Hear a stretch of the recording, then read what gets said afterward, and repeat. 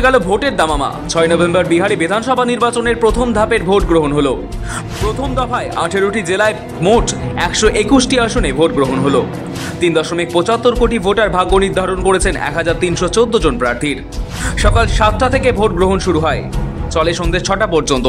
প্রথম দফায় পাটনা, দারভাঙ্গা, সহরসা, মাধেপুর, সারন, গোপালগঞ্জ, বৈশালী, সমস্তপুর, লক্ষ্মীসরাই, মুঙ্গের, বক্সার সহ একাধিক জেলায় ভোট গ্রহণ হয়। সকাল থেকেই জায়গায় জায়গায় বিক্ষিপ্ত অশান্তির খবর প্রকাশ্যে আসে।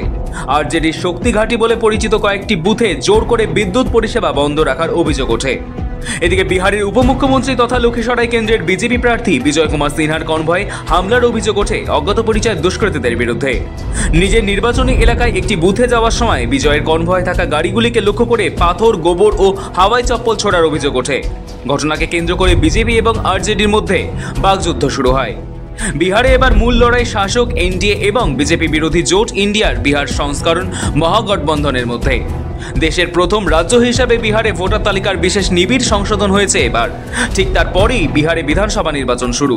মঙ্গলবার প্রথম দফায় ভোটের প্রচারের শেষ পর্বে প্রতিশ্রুতি বন্যা এবং একে অপরকে কাঠগড়ায় তুলে প্রচারের ঝড় তুলেছে শাসক বিরোধী সব পক্ষই। মহাগঠবন্ধনের মুখ্যমন্ত্রী পদপ্রার্থী তেজস্বী যাদব আগেই বিহারের প্রতিটি পরিবারের একজন সদস্যকে সরকারি চাকরির প্রতিশ্রুতি দিয়েছিলেন। শেষ বেলায় তার প্রতিশ্রুতি মহাগঠবন্ধন ক্ষমতায় এলে বিহারে মহিলাদের এককালীন 30,000 টাকা করে আর্থিক সহায়তা দেওয়া হবে, সেই সঙ্গে কৃষকেরাও পাবেন অঢেল সুবিধে।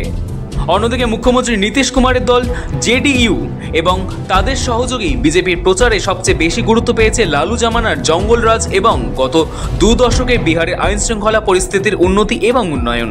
এদিকে লোক জনশক্তি পার্টির প্রধান চিরাগ পাসওয়ান 2020 সালে বিধানসভা ভোটে এনডিএতে থেকেও জেডিইউর বিরুদ্ধে প্রায় সমস্ত আসনে প্রার্থী দিয়েছিলেন, তবে তাৎপর্যপূর্ণভাবে বিজেপির প্রার্থীদের ছাড় দিয়েছিলেন তিনি। ফলে ক্ষতির মুখে পড়েছিল নীতিশের দল। 5 বছর আগে নীতিশকে জেলে ঢোকানোর হুমকি দেওয়ার চিরাগ এবার ছট উৎসবে নীতিশের বাড়িতে গিয়ে পা ছুঁয়ে আশীর্বাদ নিয়েছেন। তার দলও বিজেপি জেডিইউর সঙ্গে এবার আসন সমঝোতা করেছে, ফলে লড়াই হাড্ডাহাড্ডি। বিহারে প্রথম দফায় যে আসনগুলিতে ভোট হচ্ছে তার মধ্যে 61টি আসনে গত বিধানসভা ভোটে জিতেছিল আরজেডি নেতৃত্বাধীন মহাজোট। অন্যদিকে এনডিএর ঝুলিতে গিয়েছিল 59টি আসন।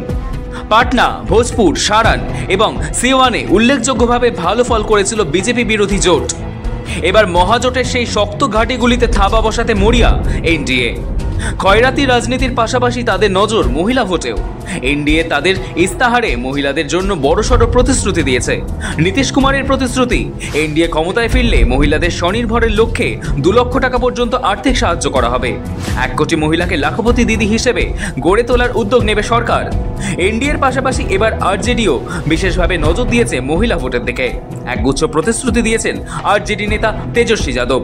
তাহলে কি এবার বিহারের নির্বাচনে মহিলা ভোট বড়সড় ফ্যাক্টর হতে চলেছে? তুরপে তাস হতে পারে খয়রাতির রাজনীতি? এই প্রশ্নগুলি এখন ঘোরাফেরা করছে। এসআইআর এর পর এই প্রথম ভোট হচ্ছে বিহারে। নির্বাচন কমিশন দাবি করছে প্রথম দফার ভোটের জন্য কড়া নিরাপত্তা ব্যবস্থা করা হয়। পুরো নির্বাচন প্রক্রিয়া সুষ্ঠুভাবে সম্পন্ন হওয়ার কথা জানিয়েছে কমিশন। ব্যুরো রিপোর্ট, সময়, কলকাতা।